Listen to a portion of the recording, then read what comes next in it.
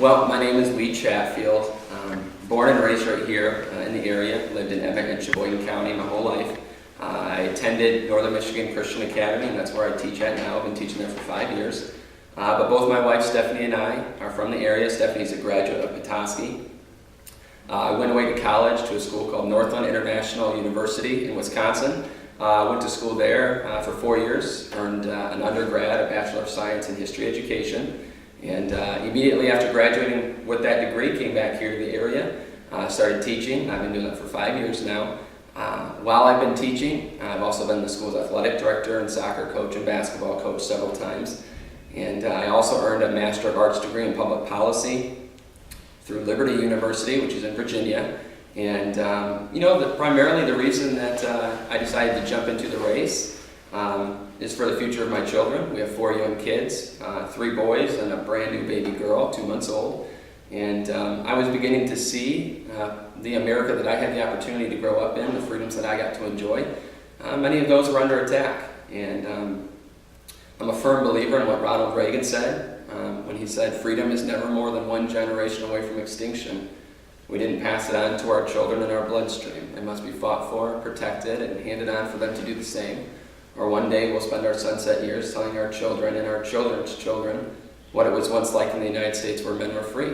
And I considered it a responsible thing as a father, looking out for their best interest, to take a stand for what I believe in and fight for many of the freedoms that I believe are under attack. So I love my country, love the state of Michigan and the greater Petoskey, Sault Ste. Marie area, and just looking forward to the opportunity of hopefully representing them.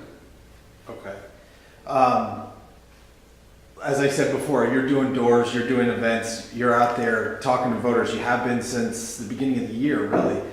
What do you see as the main issue affecting voters in this 107th district? Yeah, knocking on doors is always the most interesting experience you'll ever have, because what's important to one person may not be important to the next person. And I've even had neighbors differ on different opinions from each other, and I have to give the exact same answer to both of them, and there's obviously big disagreements out there. But what I have found since knocking on doors since April, the reoccurring theme that everyone is concerned about is roads. There's no secret the condition of Michigan's roads is not spectacular, and they're definitely in need of a fix. So roads is a big one. Education is a reoccurring question as well, and especially with the governor's race going on right now, and with the congressional race, obviously the majority of these ads on TV all deal with education. So they really want to get down to the specifics of what's going on and where do you stand on that. So roads and education have without a doubt been the top 2. With roads, do you have a particular plan that you've seen introduced in the legislature, or one that you've thought on your own would work? How do we get to this fix? We're talking about more than $1 billion, $1.5 billion extra each year. How can we get there? Right.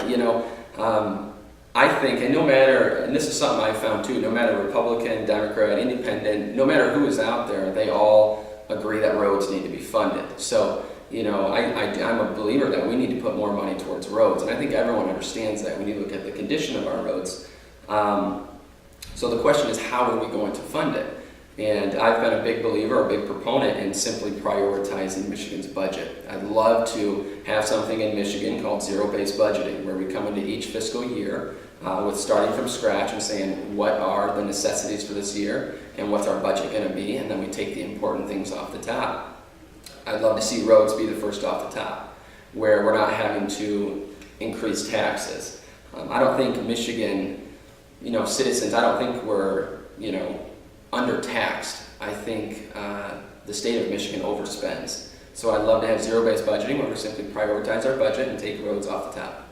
Where does the state of Michigan overspend?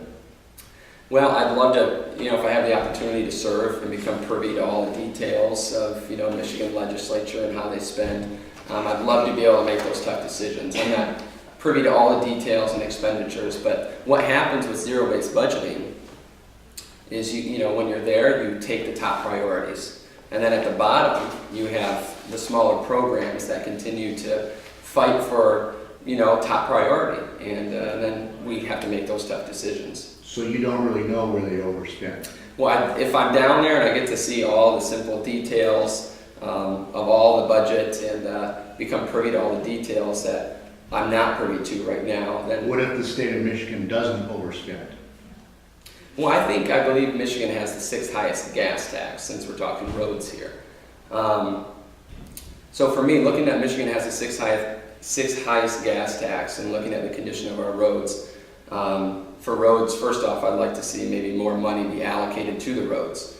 With what we're spending at the pump goes to the roads. So I would say maybe we misspend in some areas as well. And one of them being, obviously with me running in the primary, I'm a believer in smaller government, and I ran on the idea of, I think, perhaps we have many entitlement systems that are too high. So I ran on the idea of having a smaller government, lower taxes and lower spending. But roads is something that needs to be funded. I've heard this from every candidate in the past 20 years of my career. I want to know what it is, entitlements that you're talking about that you want to cut. What do you want to cut? Well, I think Michigan's taken good steps with the food stamps program about putting restrictions on it. Maybe perhaps it's how long you serve on there, how long you're able to have those benefits. I think we've also seen restrictions on what that's able to be used for. I think any program that you have, there's going to be abuse with certain programs, so it's just monitoring them closely and making sure that Michigan's budget isn't just an increasing snowball where it just gets bigger every year. For the past several years, we've been cutting the budget left and right. What if there's no more to cut? Where do we get the money for the roads? I'd love to be able to be down there and look at all the information and make those decisions. At this point, and I think it's this way for any candidate who's running for office. You go in with a certain set of principles, you go in with a certain set of values and what your goals are. For me, I'm not a full-time politician at this point. I'm running for office, teaching, raising a family, and I'm looking forward to the opportunity to be able to devote more time to that and have a lot more time to study. I do think Michigan, I think our budget has increased $5 billion in the last 4 years. Our overall budget, I believe it's around $53 billion, so we're not necessarily cutting our budget. It's grown in the past 5 years, or past 4 years. So I think we need to take steps to just, continuing to limit what we're spending. I don't think we're overtaxed. I don't think we're undertaxed in Michigan. I think we're taxed enough. I think we're taking enough money out of the taxpayers' pockets. I think the legislators are paid simply to make tough decisions on where that money goes. So let me get this straight. The way I hear it is you're saying that in order to fund roads, what we need to do is make cuts elsewhere in the budget in order to fund roads. Is that correct? Yeah, I'd say better prioritize our budget. To prioritize the budget. So you think that there is money in the budget already for roads? Yes. Okay.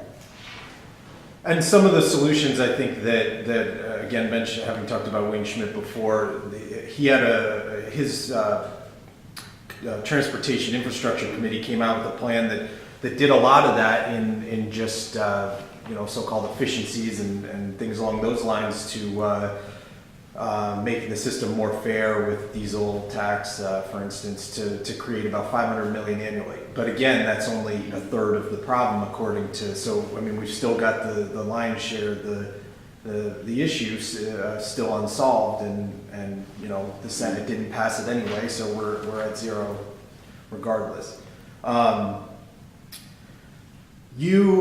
Let's talk about Elliott Larson, and you mentioned the coverage locally here before, but I'm sure you're paying attention to the statewide coverage of the issue, shoot, even nationally. I mean, this issue, the way people are writing about your victory over Frank Foster, this was the number one issue in that race. I guess my first question, was Elliott Larson the main reason you decided to run? Was Frank's proposal to amend Elliott Larson the main? Yeah, there's no question. Obviously, it's been an important issue to me and my family and, many around the community. I ran on the idea of smaller government. So obviously in the primary, Obviously we were talking about the Medicaid expansion, we were talking about Common Core, and talking about the Elliott Larson, which I felt all fell under the umbrella of bigger government and big government solutions. So it's tough to quantify where all my votes came from, and to decide which one was the single issue. There's no question that they all worked together. At some doors, the Elliott Larson was the biggest issue to that person. At some doors, it was Common Core, and at some doors, it was increased entitlement spending. So it's tough to quantify where my votes came from, but I don't think I would have won without the Elliott Larson. And ultimately, at the end, that was my number one motivator that got me into the race. So.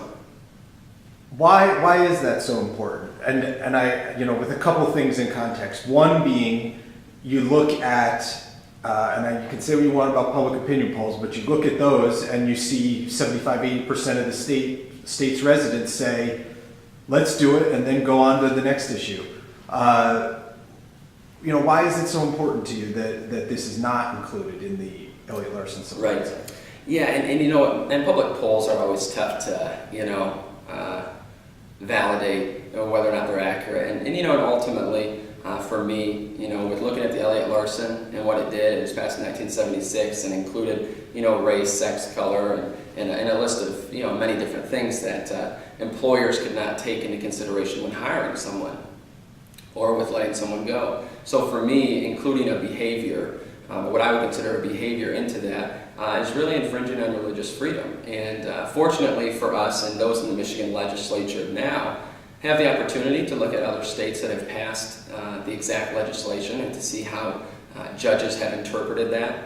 Whether you look at maybe the couple in New York who was fined because they refused to let their barn, which they allowed for weddings, they did not want their barn to be used for a same-sex ceremony. So they were fined because they refused to do it. And on the grounds that they said, well, this is, we believe that that's immoral. We don't feel comfortable with that happening on our property.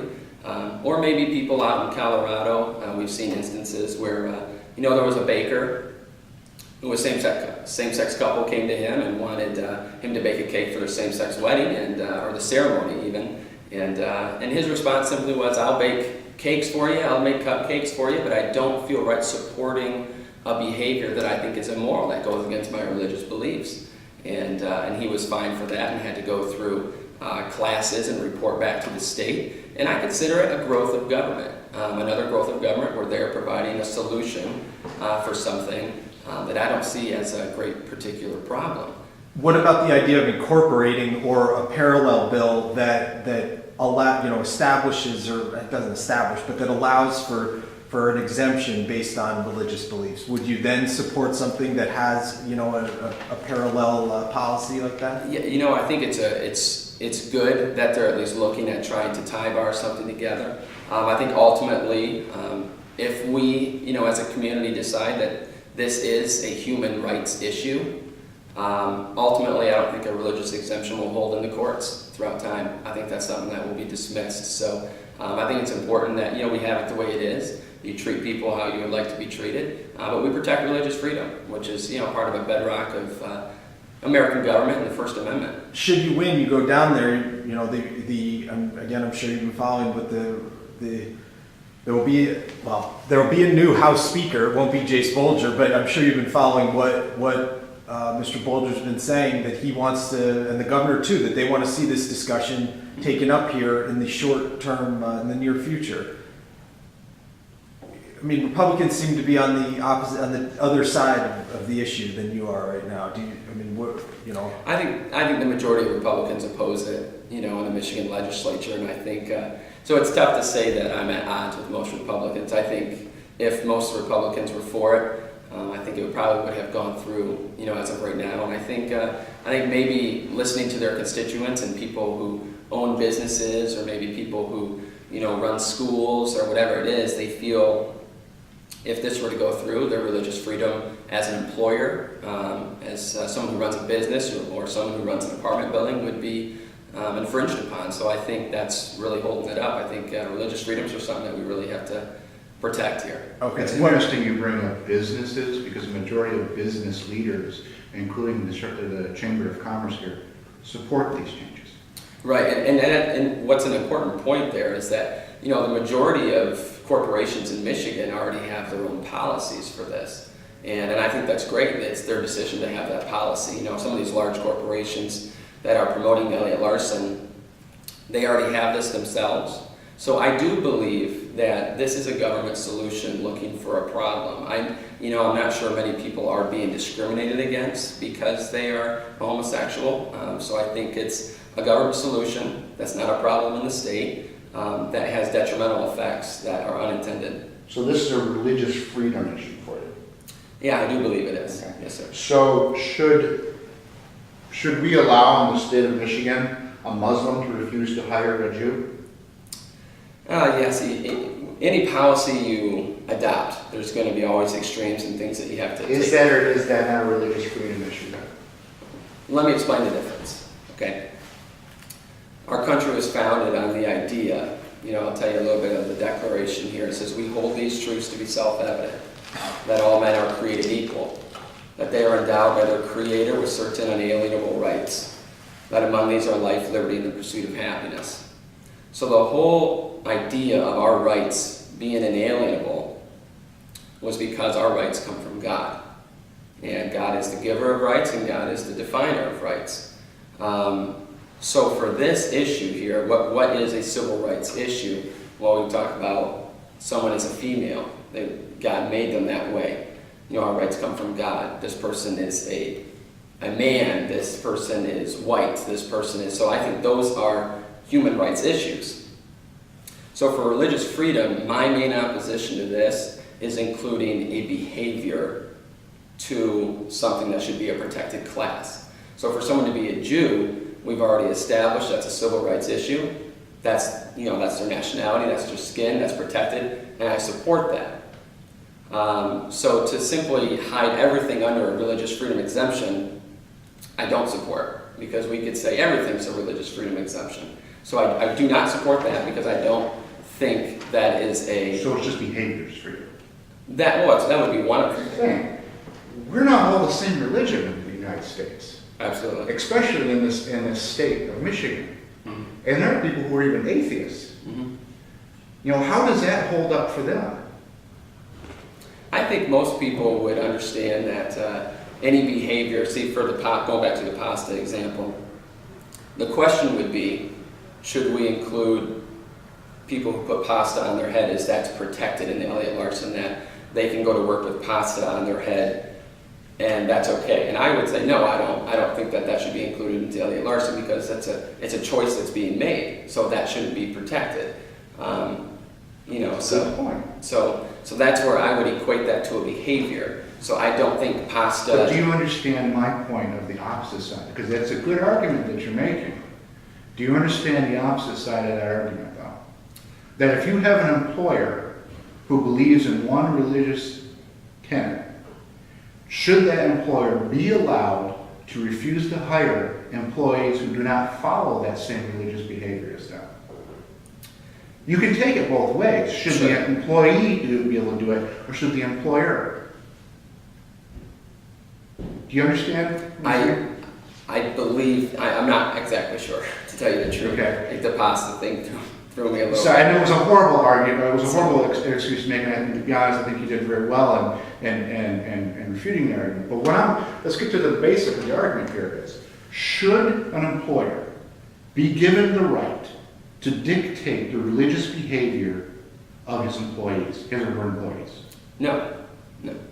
Okay, so how does the Elliott Larson Act violate religious freedom then?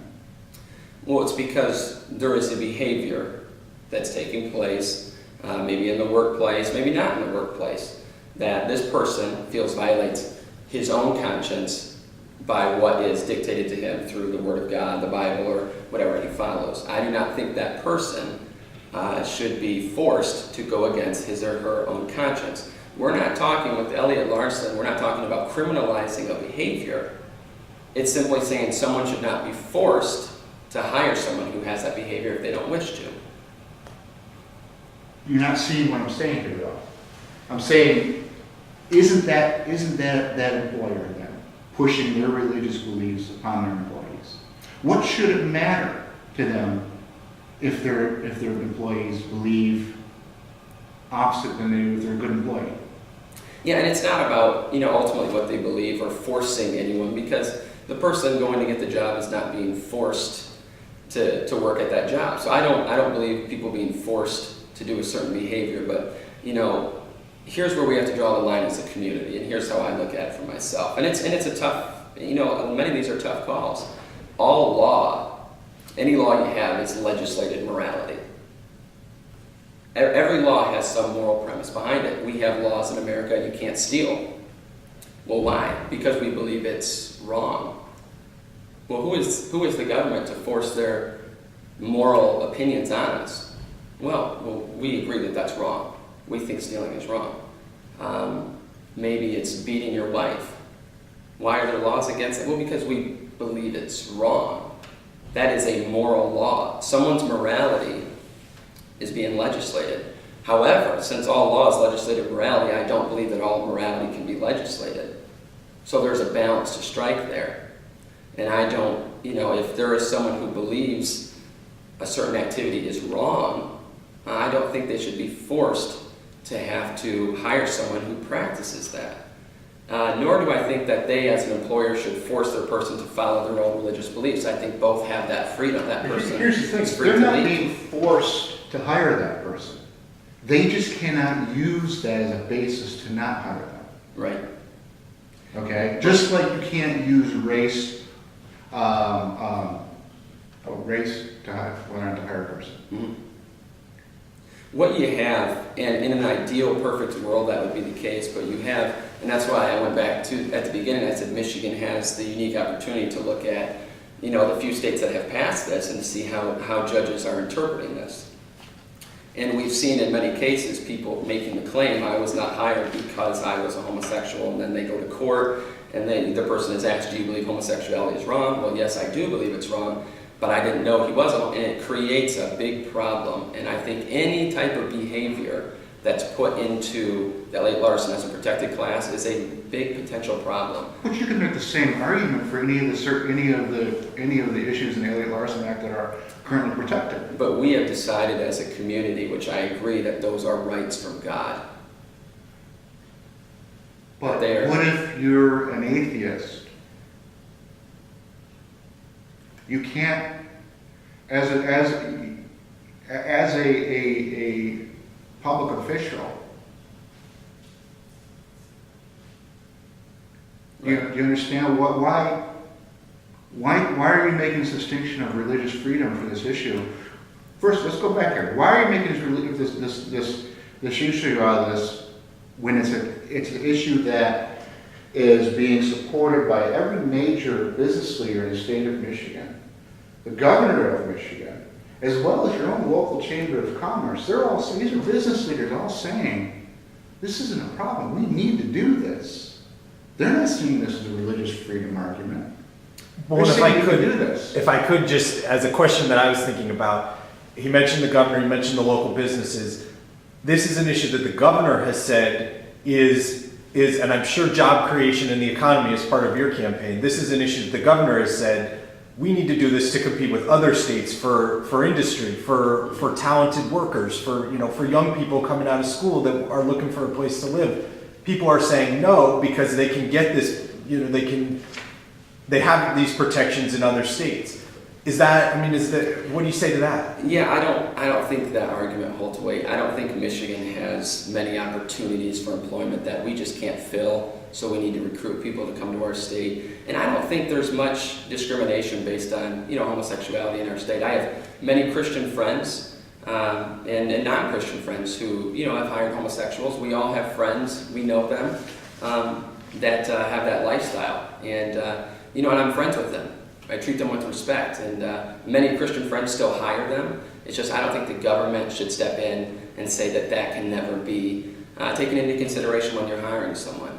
So I think, to tell you the truth, I've had many Christian business owners are some of the main ones who have told me that they really oppose this. I've known one. If I had permission to use their name, I would do it now.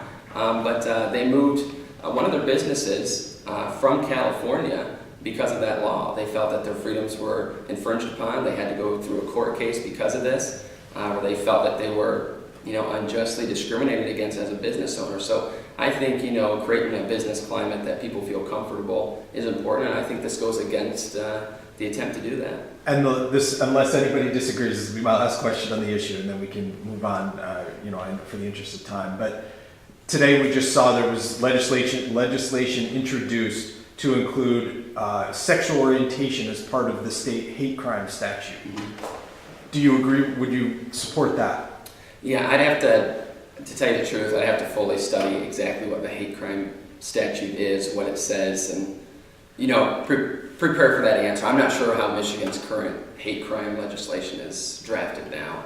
But on the very basic principle of, what we think a hate crime is, do you think there ought to be protections for, yes, for race, for do you think there ought to be for sexual orientation? Yes, hate is wrong at any level. People should not exhibit hate towards one another just because they're different.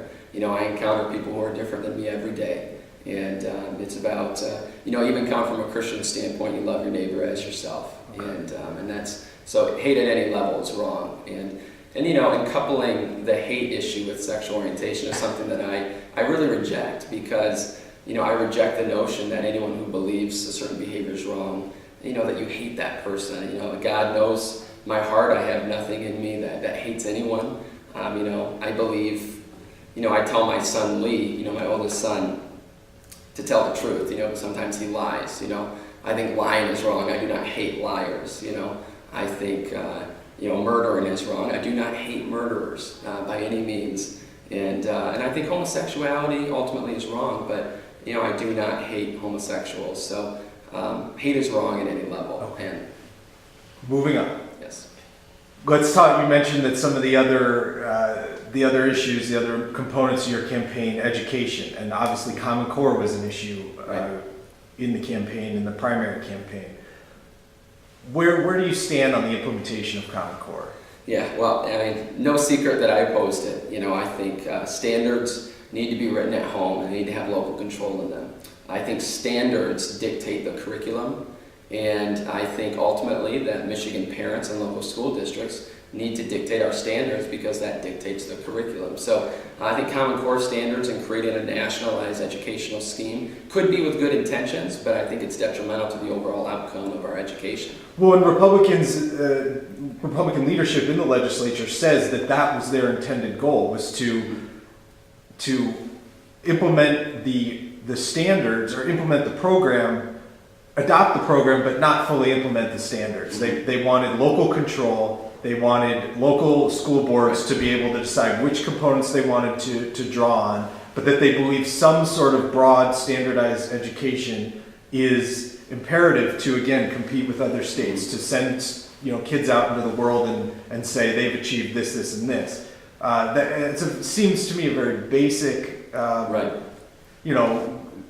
standing. But you'd say, what is it about for you? Yeah, I think ultimately, I think Michigan having complete control over our standards without, any fear of losing funding over adopting certain standards is the best way to go. I think because of the American education scheme that we've had through years, it created the most productive nation on earth, and that happened by states having control of their education.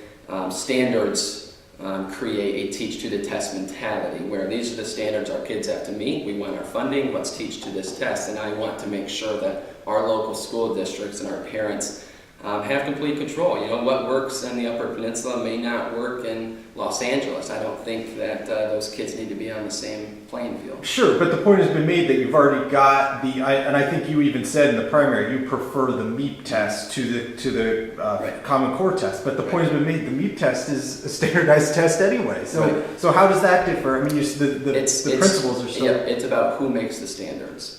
And a lot of people have issues with Common Core because of the standards of what they're setting. And I don't go there. My question is, who is setting the standards? Any policy question that comes across my desk, if I'm fortunate enough to win, I'll ask myself this question: will this put more or less power in our parents for standards? Will this put more or less power for our local school districts for standards? So it's not just the standards themselves, but who is setting them. Because we're taking steps towards down a dangerous road where, let's say we like the standards now, But what happens if we fully implement Common Core and then 10 years we don't like the standard? So I think we need to create a system where we have our own tests, like the MEP, which is standardized testing, but we are making it.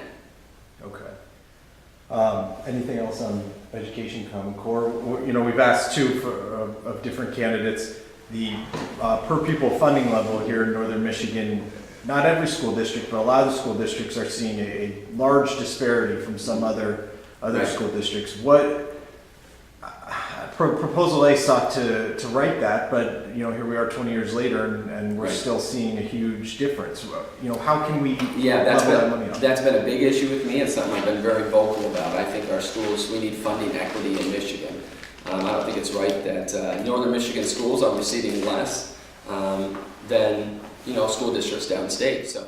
Another issue we wanted to talk to you about was at your school specifically, and something that I tried to have a conversation with you about prior to the primary, and you said, no, there'll be a time afterwards. So Sure. now is that time, we hope. And it's in the news too with what's going on at the NFL and Adrian Peterson with his son and the issue of corporal punishment. And it Sure. shed light on the states that do. I believe there are 19 states that still allow for corporal punishment in public schools. Mm-hmm.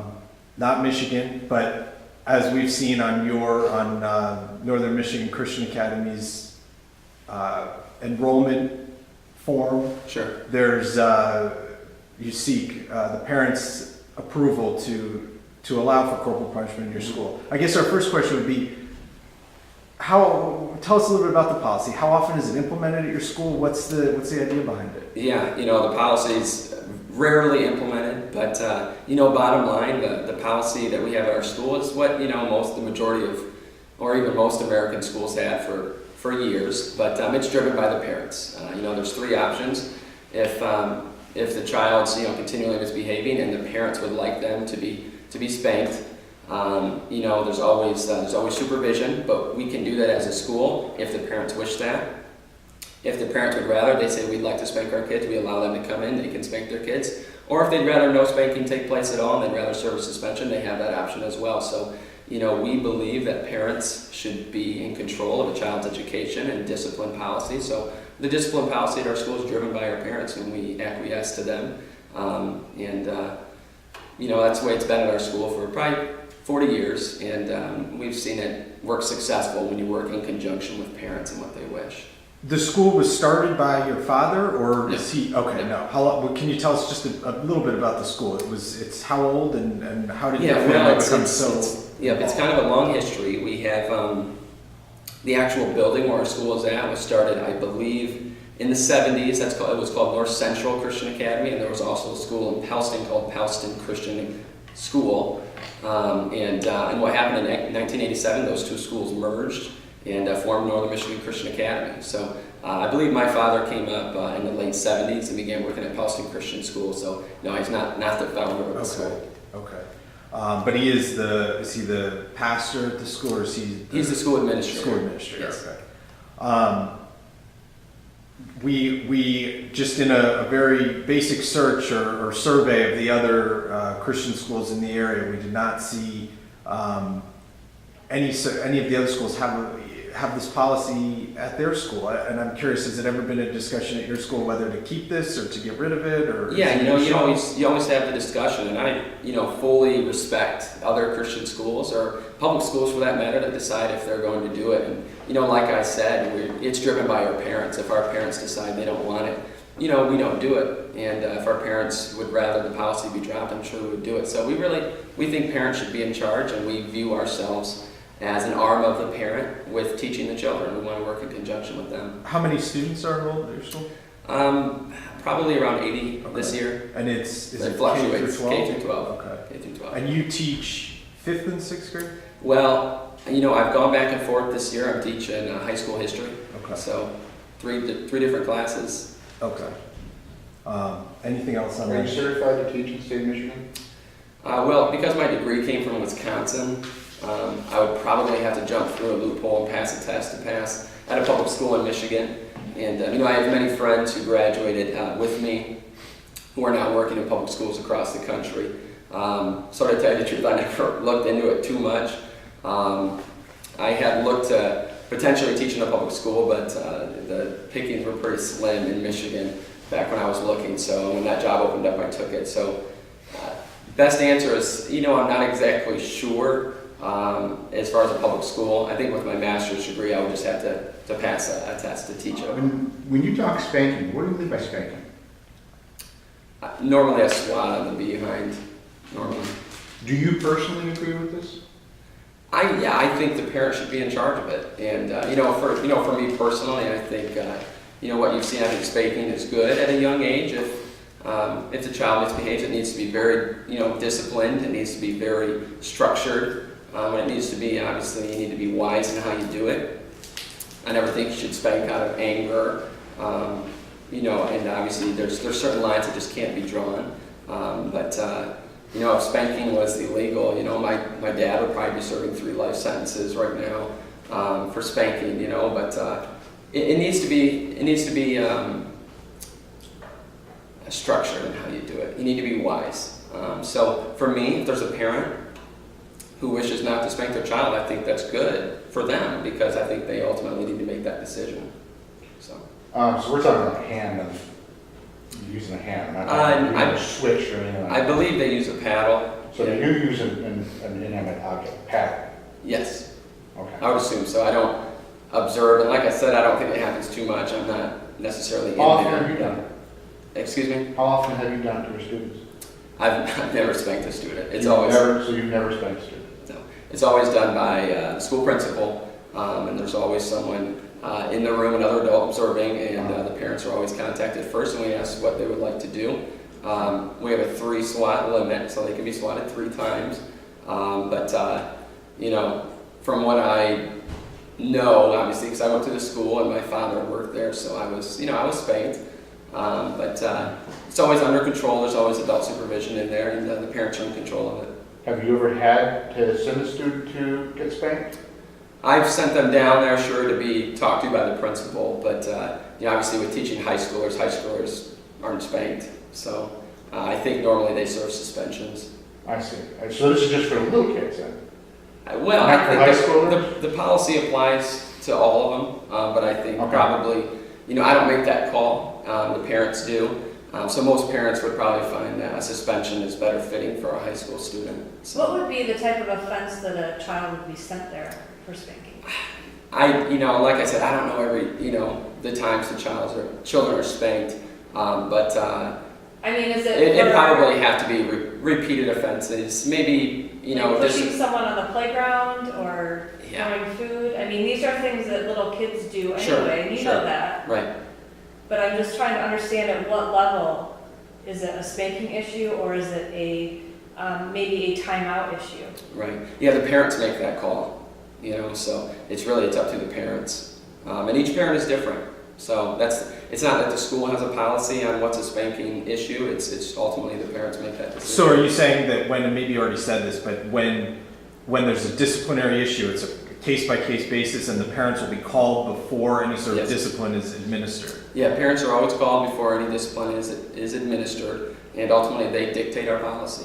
The thing that we've talked a little bit about here is the Pure Michigan campaign, and do you support the campaign? Yes, I support the idea of advertising our state to other parts of the country, and I think, ultimately you ensure that there's mechanisms in there that you're not creating this large government bureau, but if Michigan is spending less than what we're bringing in, what's not to like about that? And I think that Pure Michigan has worked up to this point, and I'd like to see it done by professional advertisers who know what they're doing and how they can advertise our state, and because I think our state has much to offer.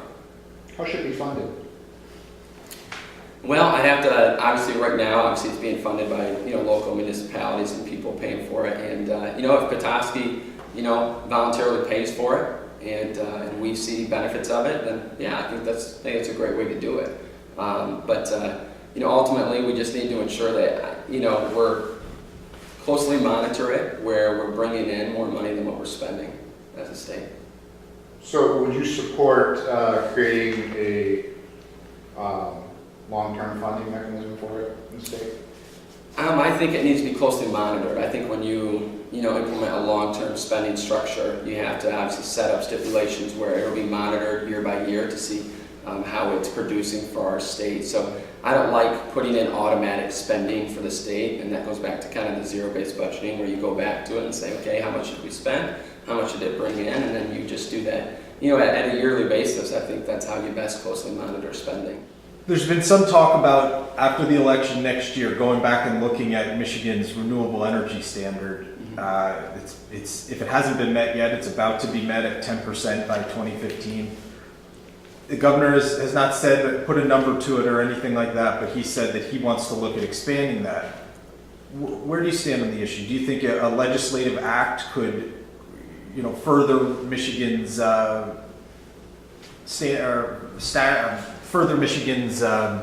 position in that issue, or do you reject any type of act by the legislature to do that? Yeah, I do. Bottom line, I don't support the legislature expanding our RPS standard of 10%. I think that if we see that it's beneficial for the RPS to increase over 10%, I think the businesses will find that out for themselves and they'll automatically begin to do that because obviously the businesses are aligned to make money. So I don't support an increase in that. I think we need to be wise in how we proceed, with businesses and then taking all things into consideration. But I think it's important to have a strong baseload energy. So if renewable energy is great, businesses will find that out because they're continually looking for ways to make money. Could that not be an area, though, for job growth, where we talk about unemployment rates, we talk about people leaving northern Michigan because there aren't any good paying or quality jobs? If the government set that goal, you would bring the industry in saying, here's an area where they want this growth. And then you could get the jobs in the career tech programs in the high schools, funneling kids right into the jobs after school. It seems like a win for everybody. I think increasing the RPS obviously puts more regulations in place, and I do think ultimately it would hurt business and hurt job growth by continually to increase regulations in the business climate in Michigan. So I think actually having it lower is better for our state.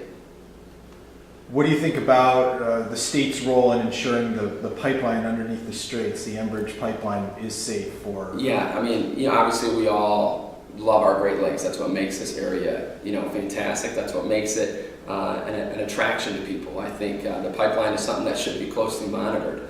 Right now it's a federal issue, but we need to make sure that thing is properly secured. It'd be a catastrophe if that thing were to leak and hurt our Great Lakes. So I'm all about protecting them.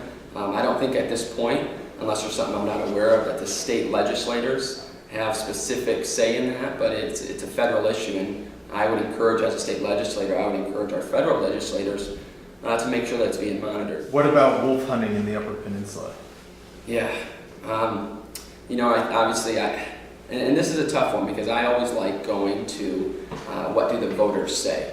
What do the voters wish to do? I like obviously empowering the people's vote as much as possible. But what's difficult for us, being in the Lower Peninsula, or maybe people in Detroit, is they're voting on an issue that doesn't necessarily affect them. Where the Upper Peninsula, and what I'm hearing from people in the Upper Peninsula who have farms and own a lot of land, there is a problem with the wolves up there. So ultimately, I support the wolf hunt if that's what people wish to do. And I think what we've seen from the Upper Peninsula and the people I've spoken with personally is that they support it and they say that they need it because of the dangers that these wolves are presenting to their property and their livestock. So ultimately, bottom line, I support the wolf hunt. But those dangers were overblown. Turns out they were made up. Yeah, many say yes, and then I'll read an article the next day or say no, they're accurate. So at this point, it's a he said, she said. But I can say for me, but there's also a state law that says if you have a problem with wolf, you can shoot it. Right. Yeah, and for me, talking with the people in the UP, because I've been knocking a lot of doors up there, that's something that they're pretty passionate about, that they keep that. So all I can say is I don't have the best answer for that, but from the people I've spoken with that live in the Upper Peninsula, they highly support it, and they claim that there is a problem there. So go back, and you answered this, but I just want to be clear. You said you would have liked to see the issue go to the voters on the ballot. Yeah, I would have supported that. I am a believer in kind of listening to the industry, listening to the professionals, so kind of using proven scientific methods and relying on people who we pay them to do that, to monitor, the potential threat of wolves. But ultimately, if the people would have voted no on that in Michigan, then ultimately, as a legislator, you support that because that's how we have it designed in our Constitution. So you would have voted for, you saw what the legislature did. You would have voted for to certify the petition or however. Send it to the voters? No, the act that the legislature took to ensure that, you had the dueling measures that were going to go onto the ballot. Yeah, what they did was, they had a choice, they could either make it a law, and that didn't require the governor's signature, or they could allow it to go to the ballot. Well, but so I guess the basic, you support what the legislature did, or you would have liked to see it on the ballot? Yeah, that is a tough question. I wish I could give you the best answer. All I know is, because I wasn't obviously a legislator, so looking at that issue wasn't something about, what I was going to vote on. I know the people who really pressed the legislature to pass it the way that they did were the Upper Peninsula representatives, whether Democrat or Republican, were very supportive of it. So I think the legislature looked at, this is what our Upper Peninsula people, the representatives of those people, are telling us they need, so they decided to pass it. But fortunately, the way Michigan is designed, if as a state, if we wish to have a circulation drive, have these petitions, we could ultimately get rid of it as well. I always like maximizing the people's vote as best as possible, but that was a tough call, and the only way I could give you an answer of what I would have done is I spent enough time studying it. But you're shaking your head. You can't really get rid of it. They put a appropriation. Okay, all right. So okay. I can't get rid of that. But I do want to ask you about the actual problem. I want to ask you about the wolf hunt because that's been decided. Right. But I want to talk about the process because this is something that you face in Lansing. The process used for this issue of wolves, and it's been used a few other issues too, hot button issues, where citizens go out, they gather up signatures, and it goes to the legislature, and the legislature can either decide a certain amount of time to decide whether or not to make it a law, or if they don't do anything, then it goes to the ballot. Okay, and even if they make it a ballot many times, but it means nothing. And this is done without the governor's signature.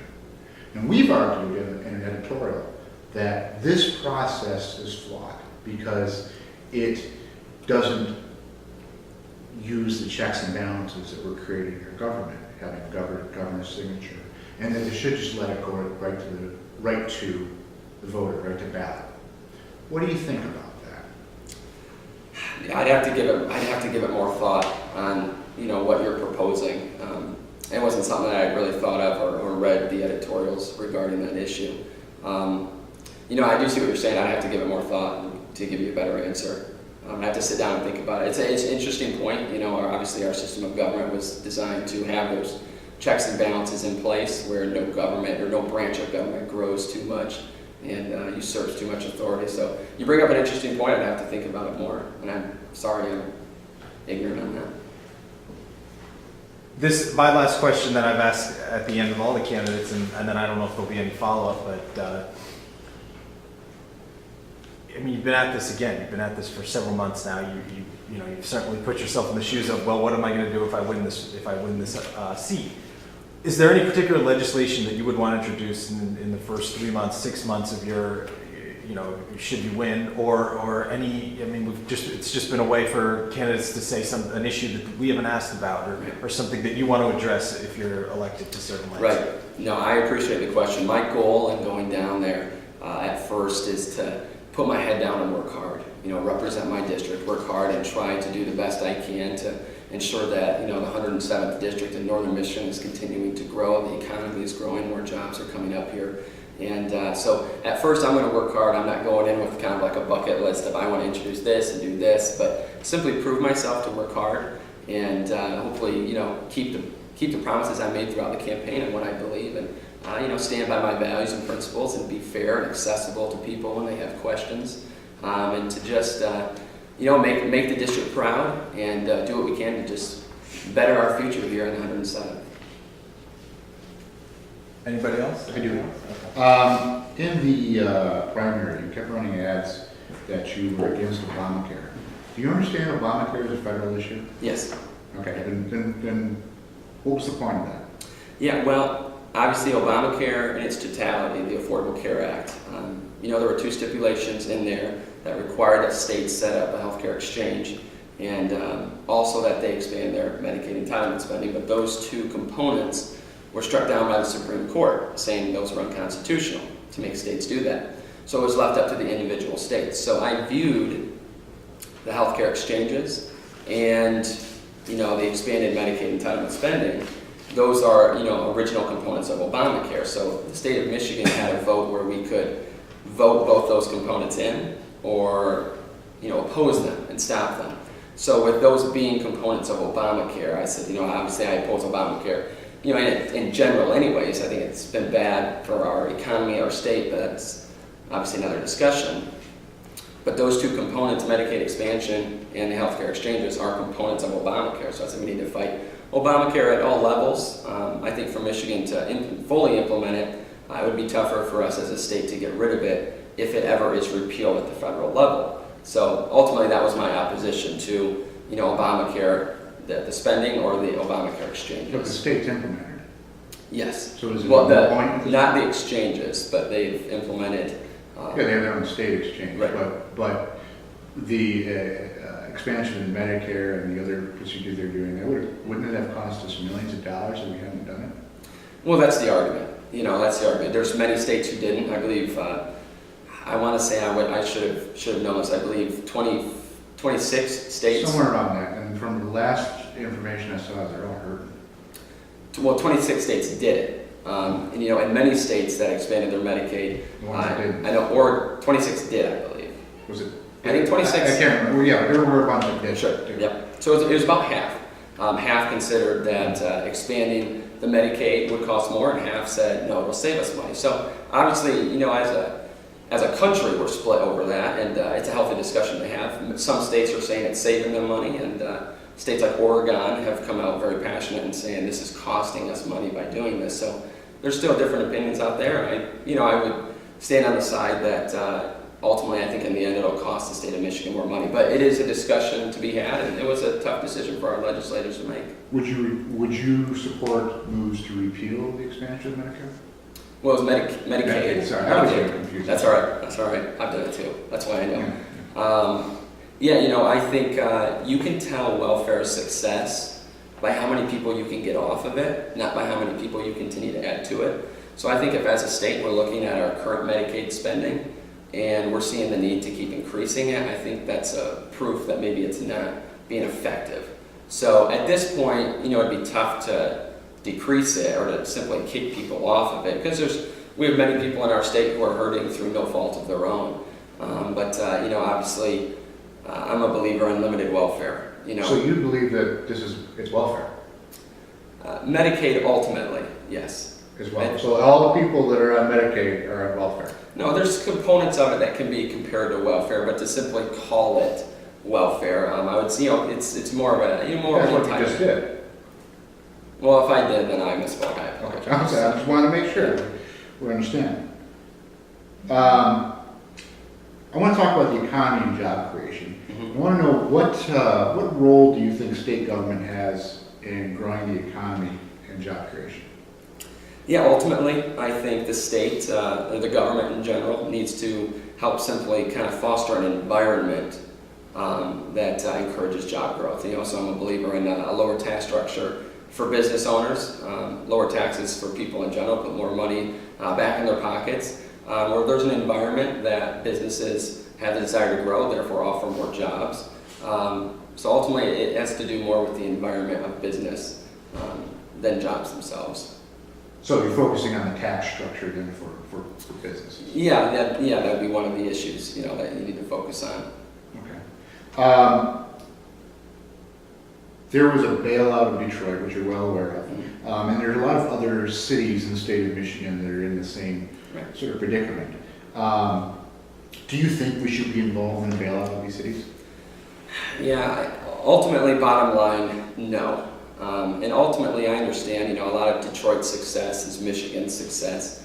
But I think by bailing out cities or other municipalities, it kind of creates a precedent where maybe other cities who are struggling financially, maybe through mismanagement of funds, maybe through other issues, if they see other states getting bailed out by the state, I think it only encourages maybe reckless spending, or maybe it encourages irresponsibility with the budget. So, I think we need to, kind of let cities work that out themselves under their own control. I would hate to see more cities go the way of Detroit, because of them being bailed out. So it's a tough decision.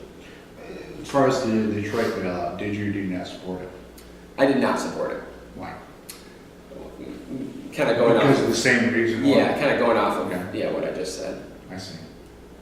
Even though Detroit is the economic engine of the state.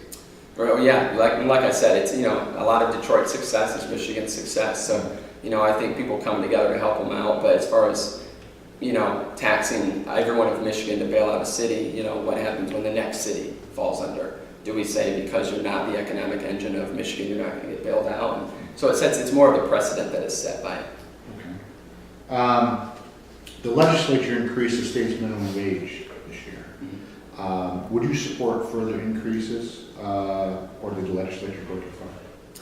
Well, at this point, no, I don't support increasing the minimum wage. I kind of consider that, kind of like a big government solution. And I think ultimately when you look at business and their involvement, I don't think government is the solution. I think many times government's the problem. So I think it's kind of further regulation in our business environment, increasing the minimum wage. I think that'll drive costs up. And it really hurts seniors on fixed incomes who are, they're set in what they're getting. So when the minimum wage keeps increasing and the prices keep going up, it hurts a lot of people. So I support not increasing it.